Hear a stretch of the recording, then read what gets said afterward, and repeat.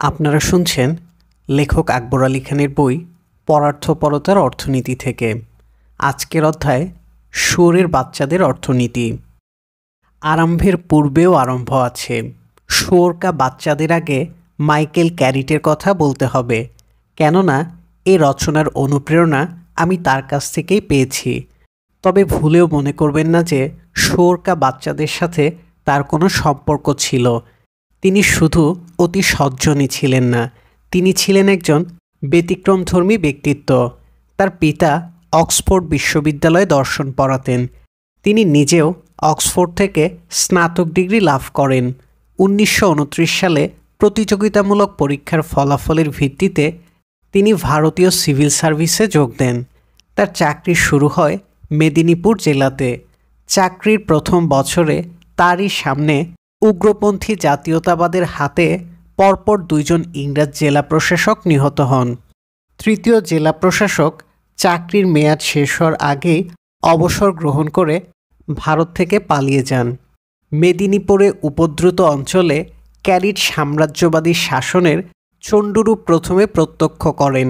পরবর্তীকালে স্বরাষ্ট্র মন্ত্রণালয়ে কাজ করতে গিয়ে ইংরেজ শাসনের কপটতা দেখে তিনি স্তম্ভিত হন। জাতীয়তাবাদী আন্দোলন দমন করতে গিয়ে তিনি নিজেই ভারতীয়দের প্রতি সহানুভূতিশীল হয়ে পড়েন এবং সাম্যবাদী আন্দোলনের প্রতি আকৃষ্ট হন। 1934 সালে ছুটি নিয়ে তিনি বিলাতে ফিরে যান এবং সেখানে কমিউনিস্টদের সাথে যোগাযোগ করেন। 1936 সালে তিনি ভারতে ফিরে আসেন এবং বাংলা প্রদেশের স্বরাষ্ট্র মন্ত্রণালয়ের রাজনৈতিক অনুবিভাগের আন্ডার সেক্রেটারির দায়িত্ব লাভ করেন। এ পদে থাকাকালে তিনি বেআইনি ঘোষিত ভারতীয় কমিউনিস্ট পার্টির নেতাদের কাছে সরকারের গোপনীয় খবর পাচার করে দিতেন। এ কাজে তার দোসর ছিল আরেকজন ইংরেজ পাদ্রি মাইকেল স্কট। সরকারের গোয়েন্দাদের হাতে ধরা পড়ার সম্ভাবনা দেখা দিলে তিনি পদত্যাগ করে বিলাতে চলে যান। চাকরি ছাড়ার প্রায় 50 বছর পরে ক্যারিট তার স্মৃতিকথা রচনা করেন। তিনি যখন আসানসোলে মহকুমা প্রশাসক ছিলেন সে সময় একজন পাঞ্জাবি ঠিকাদারের সাথে তার সাক্ষাতের নিম্নরূপ ঘটনা তার স্মৃতিকথাতে লিপিবদ্ধ করেছেন। ইতিমধ্যে পাঞ্জাবি লোকটি কপট বিনয়ের সঙ্গে মাফ চাইল। তারপর সে শান্ত অথচ গম্ভীর কণ্ঠে তার মুখস্থ বক্তৃতা ঝাড়ল। হুজুর হচ্ছেন মহানুভব ব্যক্তি। এই দুর্ভাগা দেশে 3 কিসিমের লোক আছে। আছেন সজ্জন, যারা ঘুষ খান না, যেমন আপনি। আছে বদলোক, যারা ঘুষ খায়, এবং আছে শুয়োরের বাচ্চারা, যারা ঘুষ নেয় অথচ ঘুষ প্রদানকারীকে কোনো সাহায্য করে না। সালাম হুজুর, সালাম। স্মৃতিকথার উপসংহারে ক্যারিট লিখেছেন যে তিনি তার দীর্ঘ জীবনে সজ্জন, বজ্জাত, শুয়োরের বাচ্চা 3 কিসিমের লোকই দেখেছেন। অনেক ঐতিহাসিকই মনে করেন যে এদেশে শুয়োরের বাচ্চাদের পয়দা হয়েছে ব্রিটিশ শাসনামলে। বেশিরভাগ জাতীয়তাবাদী ঐতিহাসিকদের বদ্ধ ধারণা হলো যে ব্রিটিশ শাসনের আগে এদেশে দুর্নীতি অত্যন্ত ব্যাপক দুর্নীতি ছিল না। তাদের মতে ইংরেজ শাসকরা সাধারণত নিজেরা দুর্নীতিপরায়ণ না হলেও তারা যে শাসন ব্যবস্থা গড়ে তোলে তা এদেশে ব্যাপক দুর্নীতির সৃষ্টি করে।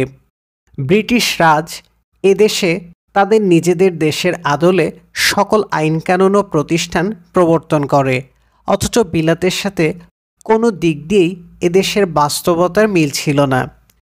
ফলে বিজাতীয় প্রশাসনের সাথে স্থানীয় জনগণের যোগসূত্র স্থাপনের জন্য গড়ে ওঠে এক অন্তর্বর্তী শ্রেণী। এই অন্তর্বর্তী শ্রেণীর হাতেই এদেশে দুর্নীতির ব্যাপক প্রসার ঘটে। জাতীয়তাবাদী ঐতিহাসিকদের দুর্নীতি সম্পর্কিত বিশ্লেষণে ইতিহাসের অতি সরলীকরণ করা হয়েছে। দুর্নীতি দক্ষিণ এশিয়ার ইতিহাসে নতুন কিছুই নয়। দীর্ঘদিন ধরে এদেশের প্রশাসন ব্যবস্থায় ব্যাপক দুর্নীতি চলছে।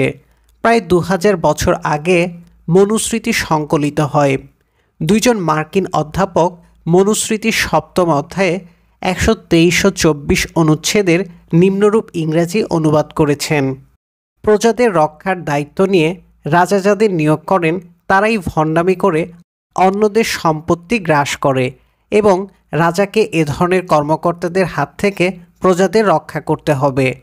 রাজার দায়িত্ব হলো যেসব দুষ্ট লোক মামলার বিভিন্ন পক্ষ থেকে উৎকোচ গ্রহণ করে তাদের নির্বাসনে পাঠিয়ে দেওয়া এবং তাদের সকল সম্পত্তি বাজেয়াপ্ত করা। চাণক্যের অর্থশাস্ত্রের বয়সও প্রায় 2000 বছর হবে।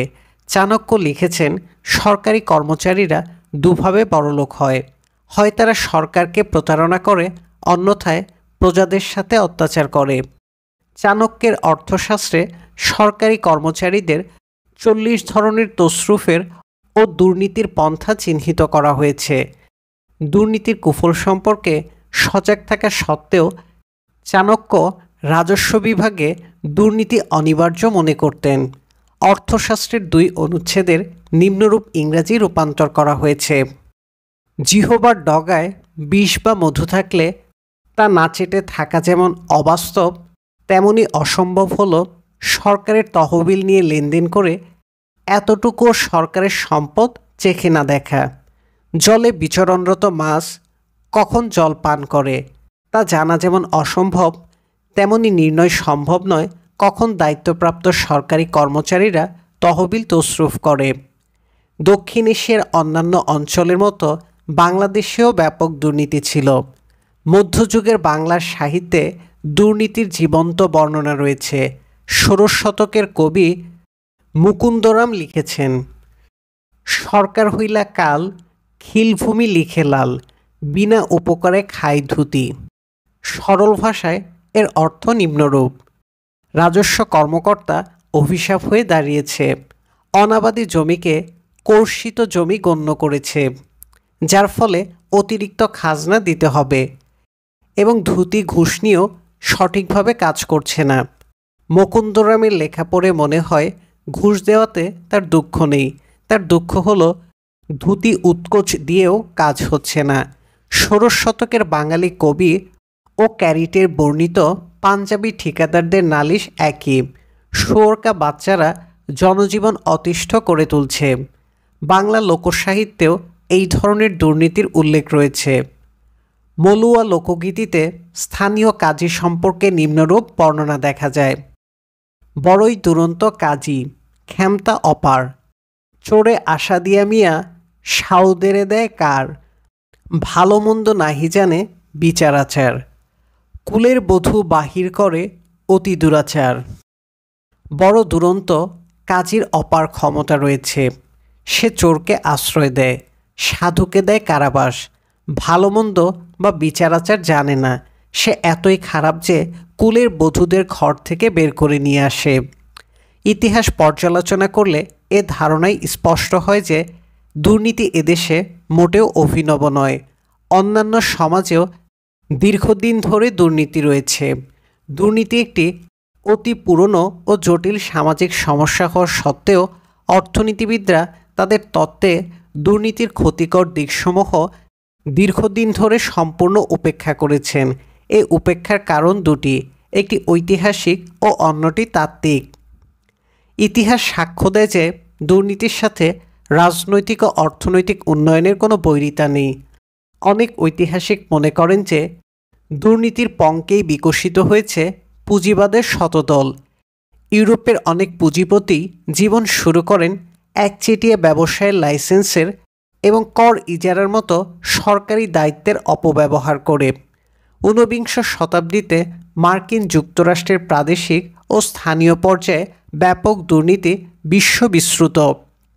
লুণ্ঠন হতে প্রাথমিক পুঁজি সংগ্রহ করে যারা বড়লোক হয়েছিলেন মার্কিন যুক্তরাষ্ট্রে, তারাই দস্যু কুবের নামে পরিচিত। চীন দেশে দীর্ঘদিন ধরে একটি প্রবাদ প্রচলিত আছে: বড় ধরনের ডাকাতরা ব্যাংক স্থাপন করে। ইতিহাস থেকে জানা যায় যে দুর্নীতি সত্ত্বেও উন্নত দেশসমূহে অর্থনৈতিক উন্নয়ন হয়েছে। তবে এসব তত্ত্বের ভিত্তিতে দুর্নীতি ও উন্নয়নের মধ্যে কোনো কার্যকারণ সম্বন্ধ প্রতিষ্ঠা করা যায় না। তাত্ত্বিক দিক থেকেও অনেক সমাজবিজ্ঞানী মনে করেন যে দুর্নীতি উন্নয়নের জন্য সহায়ক। পুঁজিবাদের বিকাশের পথে রাষ্ট্রযন্ত্রে যেসব প্রতিবন্ধকতা রয়েছে, ব্যাপক অর্থনৈতিক পরিবর্তন ছাড়া তাদের অপসারণ সম্ভব নয়। পক্ষান্তরে প্রশাসনিক অচলায়তনে দুর্নীতির মাধ্যমে স্বল্প ব্যয়ে বিভিন্ন বাধা এড়ানো সম্ভব হয়। ঘুষের মহান্তে লাল ফিতার দৌরাত্ম্যকে পাশ কাটিয়ে দ্রুত সিদ্ধান্ত পাওয়া সম্ভব। মার্কিন যুক্তরাষ্ট্রে কেন্দ্রীয় গোয়েন্দা সংস্থার পরামর্শক হান্টিংটন তাই ফতোয়া দেন, অতি কেন্দ্রীভূত সৎ আমলাদের চেয়ে অতি কেন্দ্রীয় ঘুষখোর আমলাতন্ত্র শ্রেয়। অবশ্য এ ধরনের যুক্তির দুর্বলতা রয়েছে। দ্রুত সিদ্ধান্তের জন্য একবার ঘুষ দেওয়া শুরু হলে ঘুষ ছাড়া কোনো সিদ্ধান্তই পাওয়া যাবে না। ঘুষ না পাওয়া পর্যন্ত সকল সিদ্ধান্তই আটকে থাকবে। দীর্ঘমেয়াদে দুর্নীতি দ্রুত সিদ্ধান্তের অন্তরায় হয়ে দাঁড়াতে পারে। হান্টিংটন সাহেবের বক্তব্যের সবচেয়ে বড় দুর্বলতা হলো যে তিনি দুর্নীতিপরায়ণ আমলাদের নেহাত খারাপ লোক মনে করেন, কিন্তু তিনি শুয়োরের বাচ্চা পর্যায়ের আমলাদের কথা চিন্তা করেননি। আধুনিক অর্থনীতিবিদগণ বলেছেন, ঘুষ হচ্ছে এক ধরনের শুয়োরের বাচ্চাদের অর্থনীতি অলিখিত চুক্তি। আদালতের মাধ্যমে এ ধরনের চুক্তি কার্যকর করা সম্ভব নয়। বিশ্বাস ভঙ্গের সম্ভাবনা এখানে বেশি। তাই অর্থনীতিবিদরা দু ধরনের দুর্নীতির মধ্যে তফাৎ করে থাকেন: নির্ভরযোগ্য দুর্নীতি ও অনির্ভরযোগ্য দুর্নীতি। নির্ভরযোগ্য দুর্নীতি হলো সেই ধরনের ব্যবস্থা যেখানে ঘুষ দিয়ে লক্ষ্য অর্জন নিশ্চিত। বিনিয়োগকারীদের এ ধরনের দুর্নীতিতে অরুচি নেই, বরং এ ধরনের দুর্নীতি তারা পছন্দ করেন, কেননা ঘুষ দিয়ে তাড়াতাড়ি কাজ করিয়ে নেওয়া যায়। অর্থনীতির জন্য সবচেয়ে ক্ষতিকর হলো অনির্ভরযোগ্য দুর্নীতি, যাকে মাইকেল ক্যারিট সাহেব শুয়োরের বাচ্চাদের দুর্নীতি বলে অভিহিত করেছেন। অনির্ভরযোগ্য দুর্নীতিতে ঘুষ দিয়েও কার্যসিদ্ধির কোনো নিশ্চয়তা নেই। বিভিন্ন রাষ্ট্রের অভিজ্ঞতা পর্যালোচনা করলে দেখা যায় যে একনায়কতন্ত্র ও কেন্দ্রীভূত শাসন ব্যবস্থা নির্ভরযোগ্য দুর্নীতির জন্য অনুকূল পরিবেশ সৃষ্টি করে। যেখানে ক্ষমতা খণ্ডিত সেখানে ঘাটে ঘাটে নাজরানা দিতে হয়, এর ফলে ঘুষ বাবদ ব্যয় বেড়ে যায়। অন্যদিকে বহু সংখ্যক ব্যক্তি ঘুষের ক্ষেত্রে নিমকহারামি করলে তা নিশ্চিত করা সম্ভব হয় না। গণতান্ত্রিক পরিবেশে তাই শুয়োরের বাচ্চা কর্মকর্তাদের প্রাধান্য দেখা দিতে পারে। দীর্ঘদিন ধরে অর্থনীতিবিদগণ দুর্নীতিকে সম্পূর্ণ উপেক্ষা করেছেন। তারা দুর্নীতিকে একটি অর্থনৈতিক সমস্যা হিসেবে চিহ্নিত করতে রাজি হননি। নোবেল পুরস্কার বিজয়ী অর্থনীতিবিদ গুলান মিরডাল 1968 সনে তার বিখ্যাত গ্রন্থ এশিয়ান ড্রামা প্রকাশ করেন। এই গ্রন্থে তিনি অর্থনৈতিক উন্নয়নের স্বার্থে দুর্নীতি প্রতিহত করার পক্ষে জোরালো বক্তব্য রাখেন। গত 3 দশক ধরে মিডরালের বক্তব্য ছিল নিছক অরণ্যরোদন। তবে দুটো কারণে সম্প্রতি অর্থনীতিবিদগণ দুর্নীতির গুরুত্ব অনুধাবন করেছেন। প্রথমত, দুর্নীতি বিশ্বব্যাপী দ্রুত প্রসার ঘটেছে। পৃথিবীর বিভিন্ন দেশে আমলাতন্ত্র তস্করতন্ত্রে পরিণত হয়েছে। দ্বিতীয়ত, অতীতে অর্থনৈতিক বিশ্লেষণে ঝুঁকি ও অনিশ্চয়তা উপেক্ষা করা হতো। অর্থনৈতিক বিশ্লেষণে সাম্প্রতিক তাত্ত্বিক অগ্রগতির ফলে দুর্নীতি থেকে সৃষ্ট ঝুঁকি ও অনিশ্চয়তার কুফলসমূহ সুস্পষ্ট হয়ে উঠেছে। সাম্প্রতিক গবেষণায় দুর্নীতির 4 ধরনের কুফলের উপর জোর দেওয়া হয়েছে। প্রথমত, দুর্নীতিগ্রস্ত রাষ্ট্রে সামষ্টিক অর্থনৈতিক স্থিতিশীলতা বিঘ্নিত হয়। রাজস্ব বিভাগের দুর্নীতির ফলে সরকারের পক্ষে প্রয়োজনীয় সম্পদের যোগান দেওয়া সম্ভব হয় না। অন্যদিকে দুর্নীতিপরায়ণ সরকারের ব্যয় বৃদ্ধির প্রবণতা দেখা দেয়।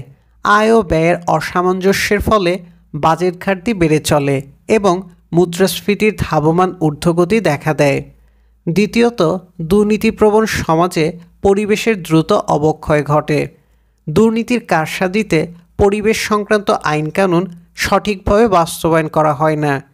তৃতীয়ত, দুর্নীতি সমাজে অর্থনৈতিক বৈষম্যকে প্রকটতর করে। দুর্নীতির পূর্ণদায় বহন করে সমাজের দরিদ্র ও বিত্তহীন জনগোষ্ঠী। যারা ধনী তারা ঘুষ দিয়ে 7 গুণ মাপ পেয়ে যায়। দুর্নীতির মাসুল শোধ করে অসহায় ও দরিদ্র জনগোষ্ঠী।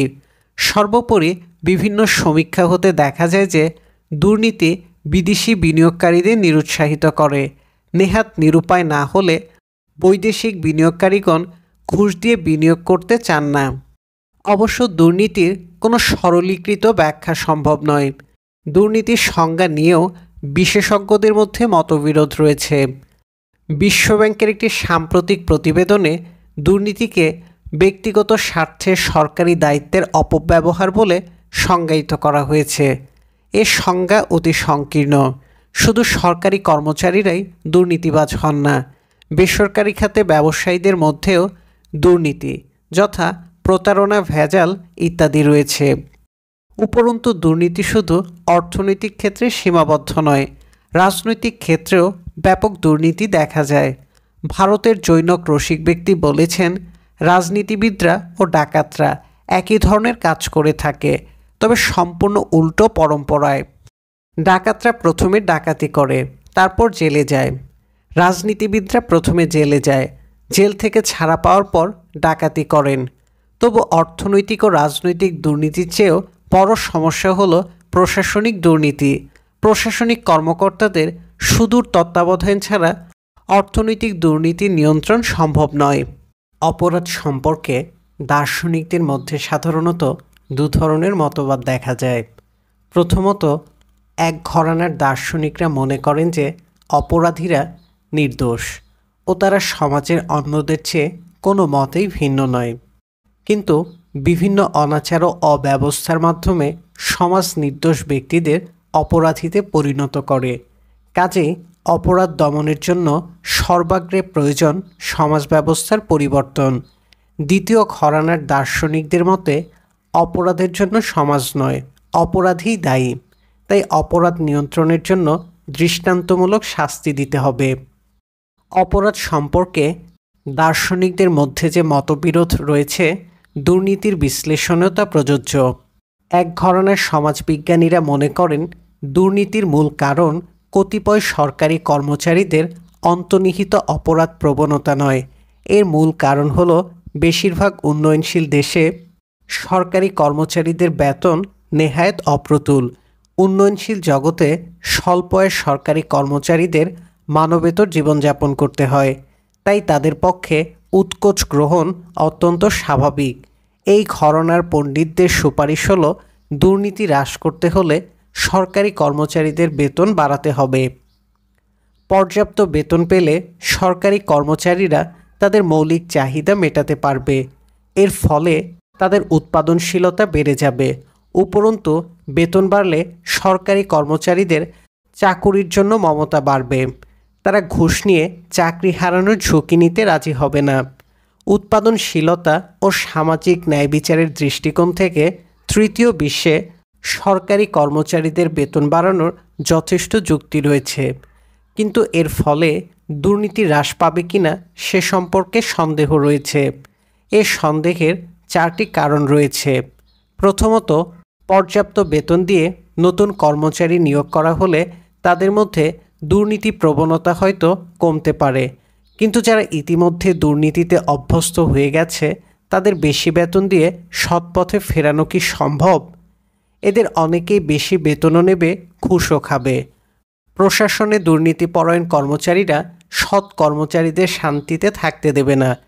মুদ্রা জগৎ সম্পর্কে লর্ড গ্রেশাম বলতেন, খারাপ মুদ্রা ভালো মুদ্রাকে তাড়িয়ে দেয়। প্রশাসনেও একই প্রবণতা দেখা যায়। দুর্নীতিপরায়ণ কর্মচারীরা সৎ কর্মচারীদের তাড়িয়ে বেড়ায়। দ্বিতীয়ত, বেশিরভাগ উন্নয়নশীল দেশেরই সরকারি কর্মচারীদের বেতন উল্লেখযোগ্যভাবে বাড়ানোর সঙ্গতি নেই। উপরন্তু সরকারি চাকুরের সংখ্যার আশঙ্কাজনক বিস্ফোরণ ঘটেছে। এদের অনেকেরই কোনো প্রয়োজন নেই। এ পরিস্থিতিতে সকল কর্মচারীর বেতন বৃদ্ধি বাঞ্ছনীয় নয়, সম্ভবও নয়। তৃতীয়ত, উন্নত দেশসমূহে আশা করা হয় যে সরকারি খাতে কর্মচারীদের মাইনে বেসরকারি খাতের মাইনের অনুরূপ বা বেশি হলেই সরকারের পক্ষে শত দক্ষ কর্মচারীদের আকৃষ্ট করা সম্ভব হবে। বাংলাদেশের মতো অনেক উন্নয়নশীল দেশে সরকারি খাতে নিম্ন শ্রেণীর কর্মচারীদের মাইনে ও অন্যান্য সুযোগ সুবিধা বেসরকারি খাতের অনুরূপ কর্মচারীদের থেকে বেশি, কিন্তু এইসব দেশের সরকারি খাতের কর্মচারীরা বেসরকারি খাতের চেয়ে সৎ বা কর্তব্যনিষ্ঠ নয়। সবচেয়ে বড় কথা হলো যে বেতন বেশি দিলে দুর্নীতি দূর হবে তার কোনো নিশ্চয়তা নেই। মার্কিন অর্থনীতিবিদ গর্ডন তুলক একটি আপাত স্ববিরোধী সত্য তুলে ধরেছেন। এ বক্তব্য তুলকের আপদ স্ববিরোধী সত্য নামে পরিচিত। তুলক বলেছেন যে অভিজ্ঞতা হতে দেখা যায় যারা অনেক বেশি বেতন পায় তারাই অনেক সময় খুব অল্প টাকায় ঘুষ নেয়। মার্কিন যুক্তরাষ্ট্রে উপরাষ্ট্রপতি স্পিরো এগ অতি সামান্য উৎকোচের জন্য পদত্যাগ করতে বাধ্য হন। নিউ ইয়র্ক রাজ্যের এক বিধায়ক মাত্র $3000 ঘুষের বিনিময়ে লক্ষ লক্ষ ডলার ভর্তুকির ব্যবস্থা করে। সরকারি কর্মচারীদের বেতন বৃদ্ধি দুর্নীতি দমনের সহায়ক হতে পারে, কিন্তু কোনো অবস্থাতেই যথেষ্ট নয়।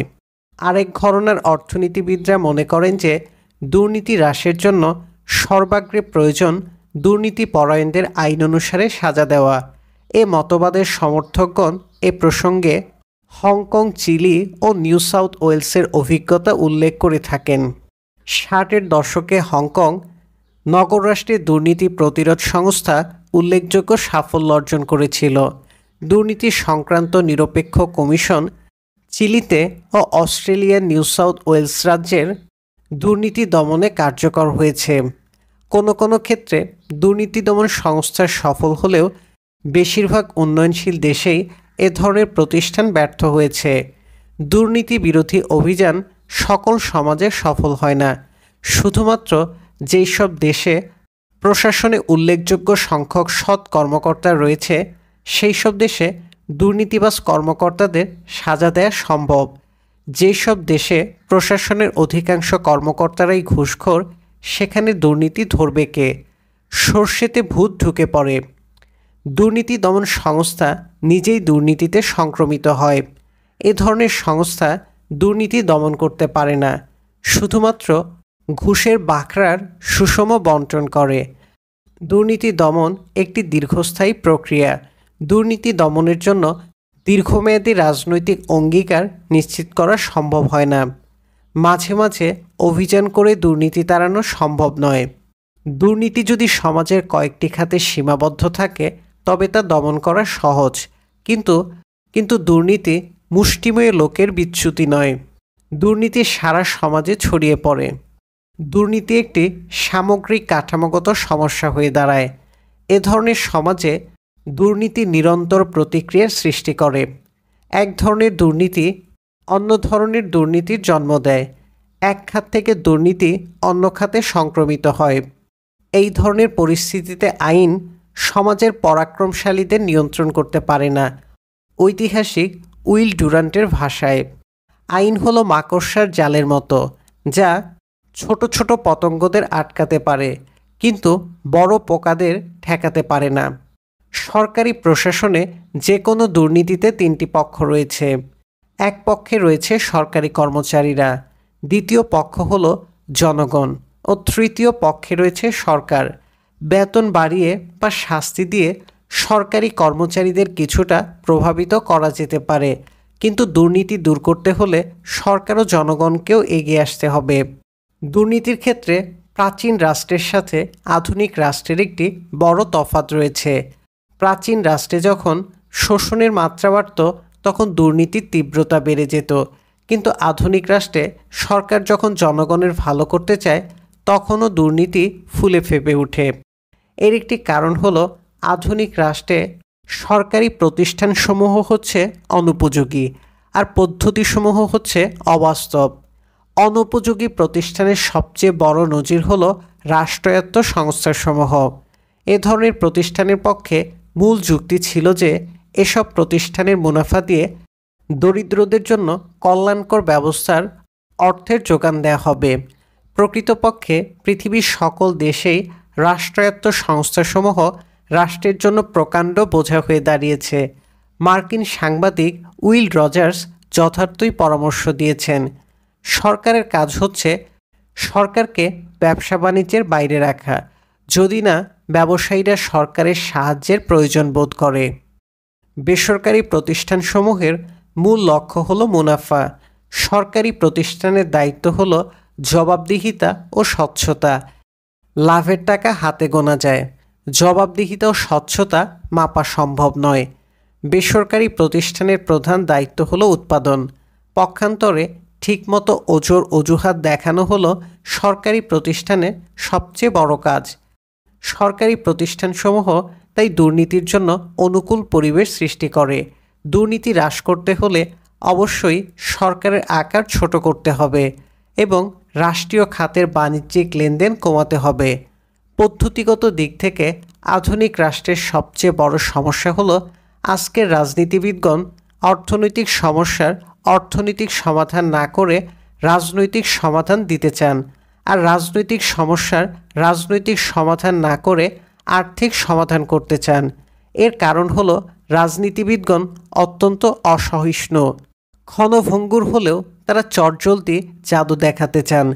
ভোটারদের দেখাতে চান যে তারা সব সমস্যার সমাধান জানেন, অথচ বাস্তবে এখন অনেক অর্থনৈতিক ও সামাজিক সমস্যা রয়েছে যার কোনো নিশ্চিত সমাধান নেই। এর ফলে হিতে বিপরীত হয়। একটি নজির দিচ্ছি। 1958 সালে পাকিস্তানে যখন সামরিক শাসন জারি হয়, তখন সামরিক শাসকরা শহরাঞ্চলের নাগরিকদের খুশি করার জন্য ব্যস্ত হয়ে পড়ে। ওই সময়ে পূর্ব পাকিস্তানের শহরগুলিতে একটি বড় সমস্যা ছিল খাঁটি দুধের অভাব। দুধে পানি মেশানো হতো। অর্থনৈতিক দিক থেকে দুধে পানি মেশানোর কারণ হলো এই যে খাঁটি দুধের দাম দেওয়ার মুরদ বেশিরভাগ ক্রেতারই নেই। ক্রেতাদের ক্রয় ক্ষমতার অভাবে দুধের উৎপাদন ছিল সীমিত। দুধের সরবরাহ না বাড়লে দুধের দাম বা দুধে ভেজাল কোনোটিই কমবে না। কাজে এক্ষেত্রে অর্থনৈতিক সমাধান হলো দুধের উৎপাদন বৃদ্ধি। এ ধরনের সমাধানে সময় লাগবে, আরও লাগবে অর্থ। সামরিক শাসকরা তাই অর্থনৈতিক সমাধান উপেক্ষা করে এর রাজনৈতিক সমাধানের চেষ্টা করে। সামরিক শাসনের আগে দুধে ভেজাল দিলে বিচারক তার ইচ্ছামতো নগণ্য জরিমানা করত। সামরিক শাসকরা মনে করে যে ভেজালের জন্য জরিমানা বাড়ালেই ভেজাল দেয়া কমে যাবে। তাই 1959 সনে একটি নতুন আইন জারি করে খাদ্যে ভেজাল দেওয়ার সর্বনিম্ন জরিমানা 150 টাকাতে নির্ধারণ করা হয়। 1959 সনে 150 টাকা আজকের কয়েক হাজার টাকার সমান। 60-এর দশকে এই আইন প্রয়োগ করার অভিজ্ঞতা আমার হয়েছিল। এই আইনের অধীনে একটি মফস্বল শহরে প্রায় 100 খানেক আসামিকে আমি 150 টাকা হারে জরিমানা করি। এরপর আমি আশা করেছিলাম যে দুধে পানি মেশানো কমে যাবে। বাজার থেকে খবর নিয়ে জানা গেল যে এইসব শাস্তির পর দুধে পানি মেশানো বেড়ে গেছে। এর কারণ হলো আদালত কর্তৃক ভেজালের জন্য উঁচু হারে জরিমানা আরোপের ফলে বাজারে স্যানিটারি ইন্সপেক্টরদের দৌরাত্ম্য বেড়ে যায়। তারা দুধ ব্যবসায়ীদের হুমকি দিতে থাকে যে তাদের ঘুষ না দিলে তারা আদালতে মামলা ঠুকে দেবে এবং আদালতে গেলেই নতুন হাকিম দুধওয়ালাদের জরিমানা করবে। স্যানিটারি ইন্সপেক্টরদের ঘুষ দেওয়ার ক্ষতি পোষানোর জন্য দুধে পানি মেশানো আরও বেড়ে গেল। বিচারক হিসেবে আমি স্বচক্ষে দেখতে পেলাম যে সমস্যার সমাধান করতে গিয়ে সমস্যাটিকে আমি আরও প্রকট করে তুলেছি। বাংলাদেশের পরিস্থিতিতে শুধু আইন করে সরকারের পক্ষে দুধে পানি মেশানো বন্ধ করা সম্ভব নয়। যে আইন সরকার কার্যকর করতে পারবে না সে আইন প্রণয়ন করে কোনো লাভ হয় না, বরং ক্ষতি হয়। প্লেটো যথার্থই বলেছেন যে আইন করে কোনো লাভ নেই, কেননা যারা ভালো লোক তাদের না বললেও তারা দায়িত্বশীল থাকবে, আর যারা খারাপ লোক তারা আইন ফাঁকি দেওয়ার কোনো না কোনো পথ বের করে নেবে। দুর্নীতি হ্রাস করতে হলে অবাস্তব আইনসমূহ বাতিল করতে হবে। সাথে সাথে সরকারের কর্মকর্তাদের ঐচ্ছিক ক্ষমতা হ্রাস করতে হবে। যতদিন পারমিট ও লাইসেন্স থাকবে ততদিন দুর্নীতিও থাকবে। যেখানে সম্পদ অপ্রতুল ও দাবিদার অনেক, সেখানেই লাইসেন্স ও পারমিটের জন্ম হয়। লাইসেন্স ও পারমিট হচ্ছে অর্থনৈতিক সমস্যার রাজনৈতিক সমাধান, অথচ এ ধরনের সমস্যার অর্থনৈতিক সমাধান খুবই সহজ। যে কোনো জিনিসের সরবরাহ কম হলে দাম বাড়বে। নিয়ন্ত্রণ তুলে দিলে বাজার যথাযথ মূল্যে যে কোনো পণ্যের সরবরাহ নিশ্চিত করবে।